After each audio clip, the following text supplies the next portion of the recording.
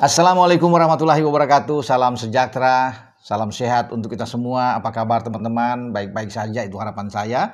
Salam buat keluarga dan bagi teman-teman yang mungkin sejak kemarin, hari ini atau besok, lusa ingin kembali mudik ke kampung halaman, ketemu dengan saudara ya yang ada di sana, handai tolan kerabat.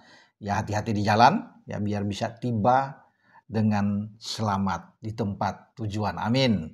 Oke. Sudah selesai pertandingan di bulan Maret, 2 laga, kita kalah lawan Australia, menang melawan Bahrain. Ada 3 poin. Asa kita muncul lagi, ya persaingan. Karena kalau kita kalah kemarin lawan Bahrain, selesai sudah. Wah ini makin rame ini. Ya tagar untuk pasti buat Kluivert out akan terus bergema. Apalagi yang hadir di stadion, tapi kemarin tidak. Jadi langkah kita akan terus. Banyak yang memuji juga penampilan kita dengan apa yang dilakukan oleh Kluivert dan tim asisten-asisten dia, terutama dengan Alex Pastoor yang merancang strategi terbaik sehingga kita mampu menggilas Bahrain. Jadi dendam kita yang kita dikerjain di Bahrain hampir menang di sana. Sudah 2-1 sebelum wasit Al-Kaf itu menambah durasi waktu untuk injury time dan 2-2. Ya, di saat Muhammad Jassim Marhun membuat gol, kan dia membuat 2 gol memang, tapi Marhun kemarin di GBK mati kutu, mati angin gak berkutik, dihajar terus oleh Joy Pelupesi. Itu seandainya kita bisa menang 2 kali lawan Bahrain, wah itu luar biasa. Di sana kita menang 2-1 misalnya, kita menang lagi di sini dengan 1-0 berarti back to back. Tapi oke, ya kita menang kemarin itu membuat kita sekarang peluang untuk bisa bersaing lolos paling tidak di putaran keempat. Ya realistis saja berbicara, ya memang sulit untuk bisa mengejar Australia. Ya ada Arab di atas kita, tapi kita cukup ya, berada di peringkat keempat untuk bisa bertarung melawan Cina. Nah, ini kabar baik tentunya dalam persiapan menghadapi Cina ke sana. Bagi Kluivert akan tersenyum bersama dengan Dani Lansat tentunya, dengan Alex Pastoor, Gerald van den Berg sebagai para asisten dia, karena durasi waktunya untuk mempersiapkan ke pertandingan bulan Juni itu di tanggal 5 dan tanggal 10 karena 5 lawan Cina, 10 lawan Jepang di markas Jepang. Itu enak buat kita. Ya tidak terlalu mepet kayak kemarin kita berada di Sydney. Waktu bagi Patrick Kluivert dan para asisten untuk bisa merancang strategi itu sangat mepet. Hanya tanggal 18 berkumpul, tanggal 20 main. Ya memang itu pertama kali dia bisa bersama dengan seluruh tim untuk bisa merancang taktik dan akhirnya kita kalah dengan telak. Belajar dari situ, kita besok pagi langsung cepat balik karena bisa ada masa istirahat yang panjang untuk menghadapi Bahrain. Dan memang faktor kelelahan ini harus diperhitungkan dengan matang.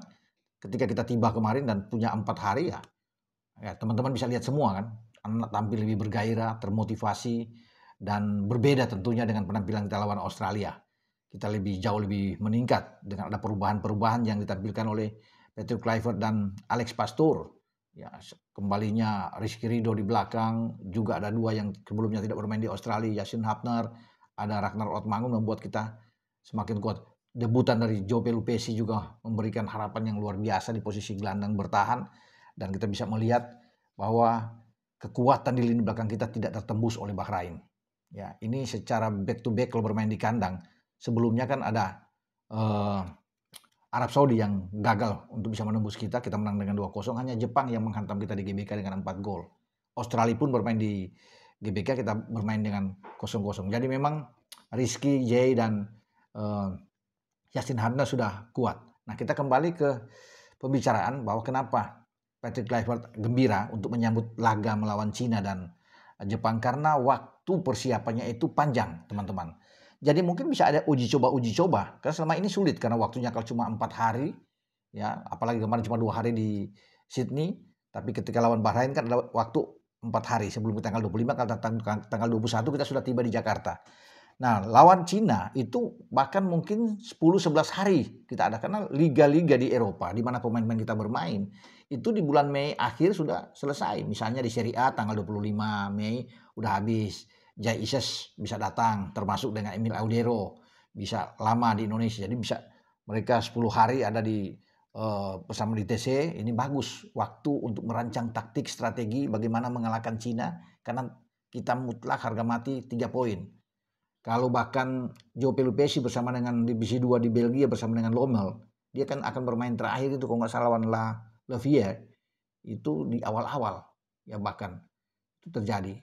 Dan di akhir April atau di April itu sudah selesai itu. Jadi Joe itu lama itu bahkan sudah tenang bisa sebulan lebih ya dia udah bebas jadi bisa datang ke Indonesia membawa mungkin keluarganya sambil menunggu persiapan. Nah, kalau di Eredivisie itu tanggal-tanggal 25 itu sudah selesai. Sebelum tanggal 25 juga sudah selesai. Jadi itu enak.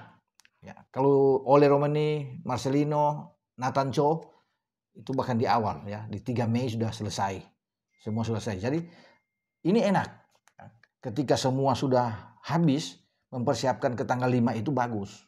Ya, makanya saya bilang mungkin ada 1-2 kali uji coba yang bisa dilakukan untuk menerapkan taktik, strategi permainan untuk menghadapi Cina. Karena Cina dulu yang dibicarakan ya. Baru next Jepang. Karena kan penting kita harus menang di kandang. Kesempatan untuk membalas kekecewaan kita saat Cina menang melawan kita dengan 2-1 di markas Cina.